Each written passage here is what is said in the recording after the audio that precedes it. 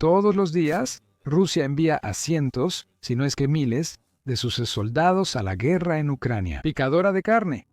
Esos soldados son destrozados, escupidos y en muchos casos nunca saldrán del campo de batalla. Ahí los drones, la artillería y las minas ucranianas los destruyen. Para otra nación atacante, esto sería señal de un fracaso estratégico catastrófico.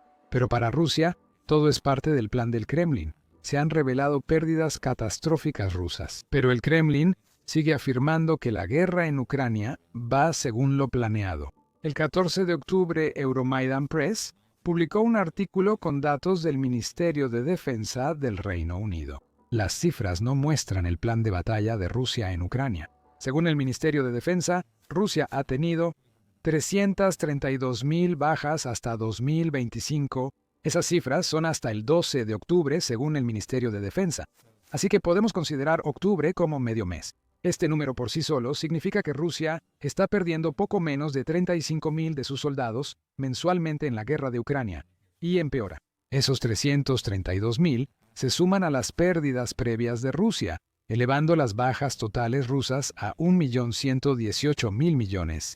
Desde que Vladimir Putin lanzó su invasión a gran escala en febrero de 2022, las cifras del Ministerio de Defensa son similares a las del Ministerio de Finanzas de Ucrania, aunque este las estima un poco más altas. Lo estima en 1.125 millones, aunque una diferencia de 7.000 soldados parece poca.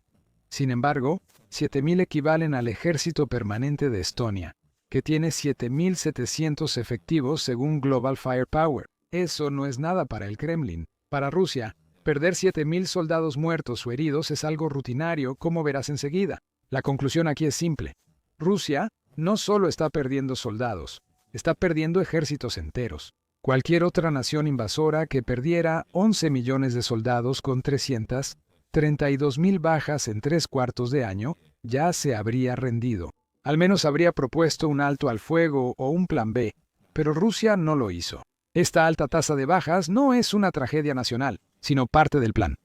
Regresemos a las cifras del Ministerio de Defensa. El Ministerio de Defensa comparte en X las bajas diarias recientes de Rusia. Rusia perdió en septiembre un promedio de 950 soldados diarios, un aumento moderado respecto a agosto. Sorprendentemente, eso es bueno para Rusia. El Ministerio de Defensa informó que septiembre de 2025 tuvo la segunda tasa de bajas más baja desde abril de 2024, solo superada por agosto de 2025. Euromaidan Press señala que septiembre y agosto muestran fuertes caídas frente a la primavera de 2025. Según el medio, en marzo y abril, Rusia tenía unas 1.300 bajas diarias. En abril, perdió 36.000 soldados. En septiembre, hubo una baja del 27% respecto al máximo de 2025. Pero las buenas noticias no le duraron a Rusia. El aumento gradual que se vio en septiembre continuó en octubre. Sin embargo, la tasa de bajas de Rusia en octubre de 2025 ha ido aumentando de manera constante, superando las 1.000 bajas diarias todos los días, del 5 al 12 de octubre, según el Ministerio de Defensa. Así que parece que Rusia está volviendo a sus formas de perder más fuertemente a medida que nos acercamos al final de 2025. Y cuando decimos más fuertemente, realmente lo decimos en serio. Mueren más soldados rusos que nunca. Las bajas por sí solas no revelan la verdadera historia de las enormes pérdidas de personal de Rusia, porque el término bajas cubre a todos los que son asesinados, heridos, capturados o de alguna otra manera sacados de la guerra. Para obtener una imagen real de lo que está sucediendo con las fuerzas rusas en este momento, necesitamos observar la proporción de muertos a heridos en el ejército ruso. Primero, un poco de contexto. En la Segunda Guerra Mundial, la proporción de muertos y heridos variaba según el país y las batallas. El Instituto de Pai afirma que la feroz batalla contra el ejército nazi en Kursk impactó al ejército soviético. Durante la primera semana de la batalla hubo 229 heridos por cada muerte, aumentando a 268 heridos por muerte la semana siguiente. Otras proporciones son similares o superiores. Por ejemplo, en el Reino Unido variaron entre 167-1 y 459-1. En las Ardenas, Estados Unidos tenía 5 heridos por cada muerte. Consideren que la Segunda Guerra Mundial fue uno de los conflictos más brutales de la historia. Las guerras modernas tienden a tener proporciones más favorables, gracias a los avances en la medicina, ya que los ejércitos realmente se preocupan por evacuar a sus soldados heridos. Las campañas de Estados Unidos en Irak y Afganistán lo demuestran. En Afganistán hubo 45 heridos por cada muerte de Estados Unidos y en Irak, 73 heridos por cada muerte. En este caso, solo 1 de cada 8 soldados reportados como baja realmente murió. Te estamos compartiendo toda esta información contextual. Por una razón, la proporción de heridos a muertos en Rusia supera la del ejército soviético en la batalla de Kursk, el 13 de octubre.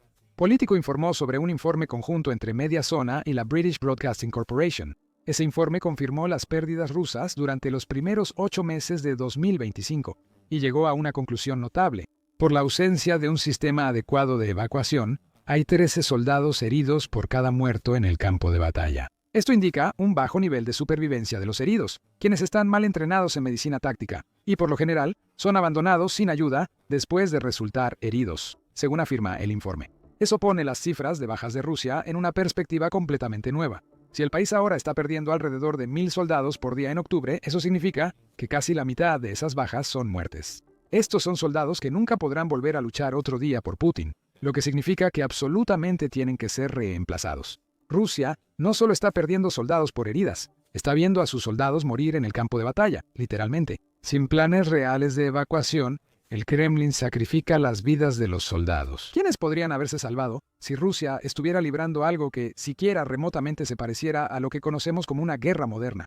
La proporción de heridos a muertos de Rusia es peor que la de la batalla de Kursk en la Segunda Guerra Mundial, que sigue siendo la batalla más grande en la historia de la guerra.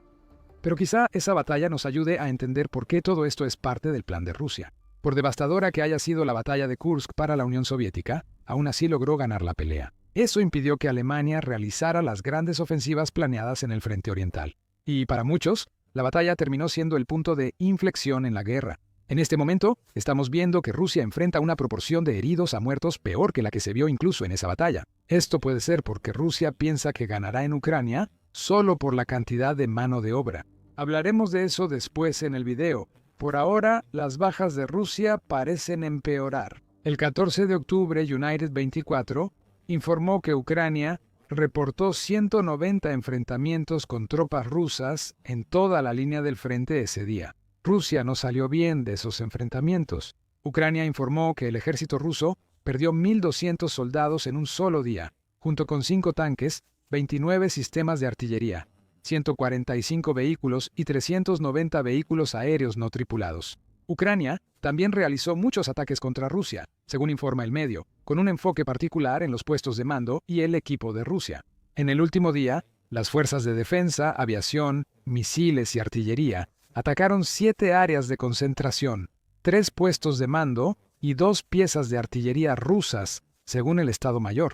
Así que Ucrania no solo está causando bajas masivas a Rusia, sino que también está atacando los tipos de infraestructura que Rusia necesita para organizar sus futuros asaltos. La lógica es simple. Eliminar puestos de mando hace que los futuros asaltos rusos sean menos organizados, y cuando un asalto está desorganizado, más bajas rusas son el resultado inevitable. Puede que hayas notado algo más aquí. El Ministerio de Defensa informó que Rusia perdía 1.000 soldados diarios en octubre. El 14 de octubre, Rusia perdió 200 más que eso en un solo día. Esto sugiere que las sombrías cifras del mes solo empeorarán para Rusia, lejos de Rusia aprendiendo de su alta tasa de bajas. A fines de verano y principios de otoño, las bajas eran menores a 1.000 diarias. En agosto y septiembre, parecía haber señales de una tendencia a la baja.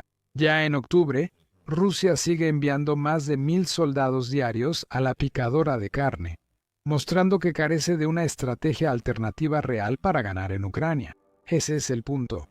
Rusia no tiene plan B porque cree que el plan A funciona como debe. Esto se evidenció el 10 de octubre, cuando Rusia lanzó un gran ataque aéreo contra Ucrania, según United 24 Media. Después del ataque, el Ministerio de Defensa ruso dijo estar satisfecho con los resultados contra Ucrania, agregando que todos los objetivos que querían alcanzar habían sido destruidos. Puede que ese haya sido el caso. El 10 de octubre, Rusia volvió a perder más de 1.000 soldados. RBC. Ucrania informa que el reporte militar del 11 de octubre indicó que Rusia perdió 1.060 soldados el día anterior, el mismo día que el Ministerio de Defensa ruso elogiaba sus ataques. A Rusia ni siquiera le importa si el resto del mundo está prestando atención a su enorme tasa de bajas. Está conforme con sus ataques aéreos y casi no repara en las numerosas bajas del país. Esto ocurre según lo planeado en el terreno. Putin ya hizo afirmaciones similares antes. En enero de 2023, después de que su operación militar especial inicial fracasara y Rusia se encontrara envuelta en una guerra de desgaste, Putin dijo que el mundo veía en Ucrania lo que Rusia quería mostrar y calificó las dinámicas como positivas. Todo avanza según lo planeado por el Ministerio de Defensa y el Estado Mayor. Espero que nuestros combatientes sigan complaciéndonos con sus resultados en combate. En este momento de la guerra, Rusia había llegado a 10.000 bajas y se acercaba a 150.000 soldados perdidos. Para marzo, superaría ese número, y como hemos visto, ha sumado alrededor de 1 millón desde entonces. Este ha sido el plan de Putin desde el principio.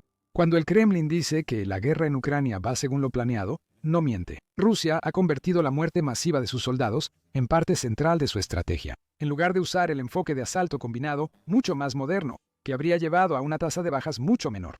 Según el plan, esto puede parecer extraño para países que no sacrificarían varios ejércitos por un solo objetivo. Para Rusia, esto es normal, ya que el desgaste propio y del enemigo siempre ha sido su método.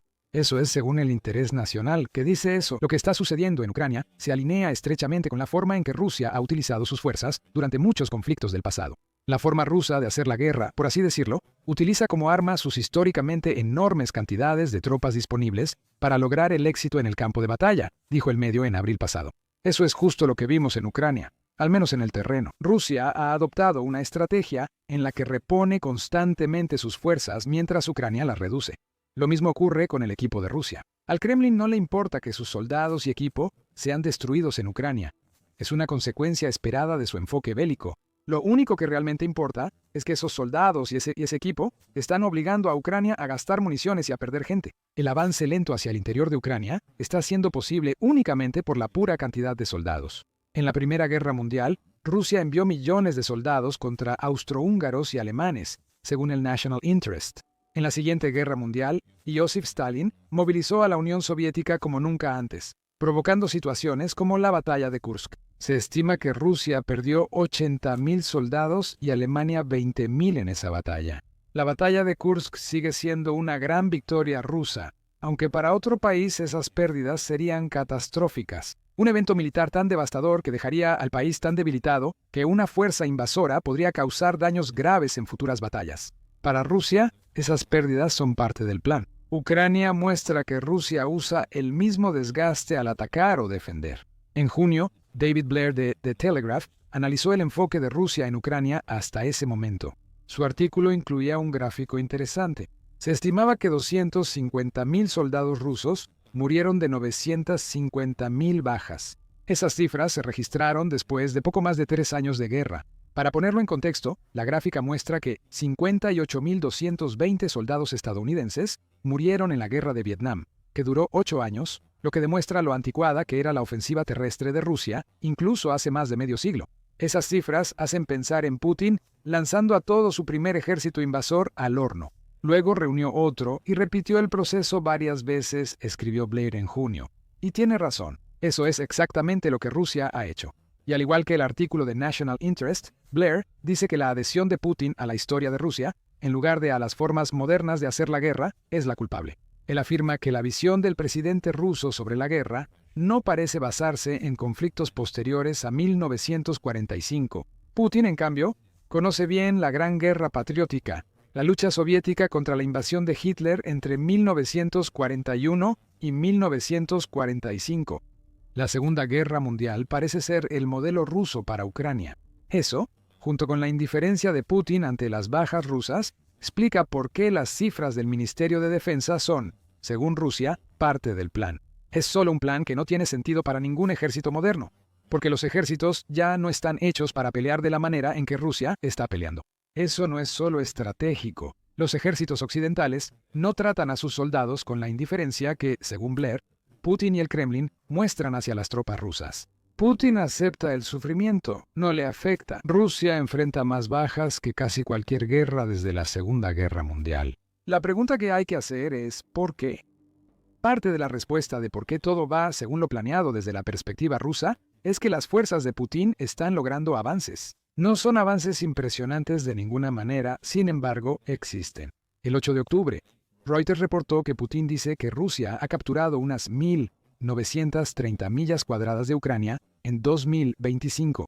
Si suponemos que Putin dice la verdad, aunque es mucho suponer, eso sería cerca del 1% de Ucrania, sumando casi el 20% capturado por Rusia, según Reuters. En la mente de Putin, controlar una quinta parte del país es evidencia de que su plan está funcionando. No importa que la gran mayoría de esas ganancias se lograron durante las primeras semanas de la guerra, cuando Rusia capturó mucho territorio antes de que Ucrania la hiciera retroceder. Para el Kremlin, el 20% sigue siendo el 20% tras más de 3 años. Demuestra que, aunque alto, el precio en sangre de los soldados rusos vale la pena. Sin embargo, hay otra razón por la que Putin sigue con el plan ruso. Actualmente, puede que no busque capturar toda Ucrania. Solo quiere que Rusia tome suficiente territorio para que Putin tenga ventaja en futuras negociaciones de paz. Putin retrasa las negociaciones de paz desde principios de 2025 por una razón. El 16 de agosto, tras la reunión de Putin en Alaska con el presidente Donald Trump, The Guardian reveló que Putin había hecho del control ruso sobre Luhansk y Donetsk una de sus exigencias. Para un alto al fuego en Ucrania, las líneas del frente deberían congelarse, dijo Putin, señalando que estas dos regiones son su objetivo principal. Y es por Luhansk y Donetsk que Rusia sigue desgastando a sus tropas. Todo va como Rusia planeó, avanzando lentamente en ambas regiones. Cada milla cuadrada ganada, aunque sea lentamente, da más poder a Putin. Parece que su objetivo ahora es que Rusia controle totalmente Luhansk y Donetsk, obligando a Ucrania a cederlas en un futuro acuerdo de paz. Hasta que esa ocupación se complete, el plan seguirá en pie. Rusia enviará cientos de miles o incluso millones de soldados a la causa. Su pérdida valdrá la pena, en la mente de Putin, porque cada baja lo acerca más a grabar su nombre en los anales de la historia, como el líder ruso que regresó a Ucrania a sus dueños legítimos. Es una visión retorcida, y quizá este plan ruso acabe destruyendo a Rusia. En abril, Jorge Barros, del Instituto para el Estudio de la Guerra, habló con The New York Post. Dijo que la combinación de las enormes pérdidas de Rusia y las enormes cantidades de dinero que el país está desembolsando para sus soldados no puede durar.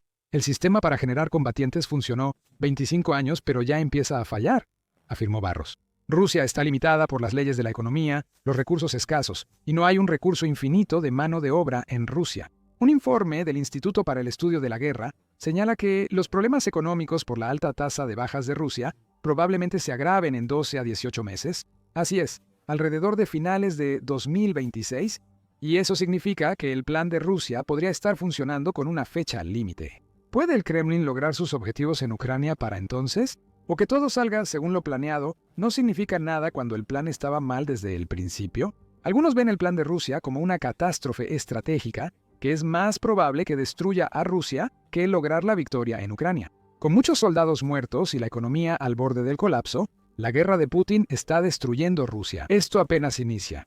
Mira nuestro video y suscríbete a The Military Show para más información sobre las bajas rusas en Ucrania. Gracias por vernos.